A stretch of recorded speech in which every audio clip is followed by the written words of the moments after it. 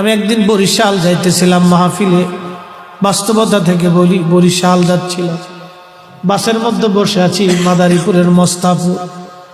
এমন সময় একজন ভদ্রলোক ভিক্ষা করার জন্য উঠছে, ইংরেজিতে ভিক্ষা চায় সবার কাছে। ছেলেরা হাসাহাসি করে, এই চুলগুলি তার পেকে গেছে, দাড়ি পেকে গেছে, চামড়া ঘুষিয়ে গেছে। আমি চিন্তা করলাম ব্যাপার কি, শিক্ষিত মানুষ ইংরেজিতে টকিং করে আবার ভিক্ষা চায়। আমি বাসের পিছনে ছিলাম, ডাক দিছি, বাবা এদিকে আসেন। বললাম মুরব্বী, শিক্ষিত মানুষ কেন ভিক্ষা করেন? বলে বাবারে দুঃখের কথা বলে লাভ কি? বললাম সন্তানাদি কি নাই? বৃদ্ধ লোকটি কেঁদে দিয়ে বলল, বাবারে 3টি সন্তান মানুষ বানাইতে পারি নাই। আমি হাই স্কুলের ইংরেজি টিচার ছিলাম, জীবনে বহু ছাত্র মানুষ করেছি, নিজের ঘরের বাচ্চাকে মানুষ বানাইতে পারি নাই। বাবা 3টি সন্তান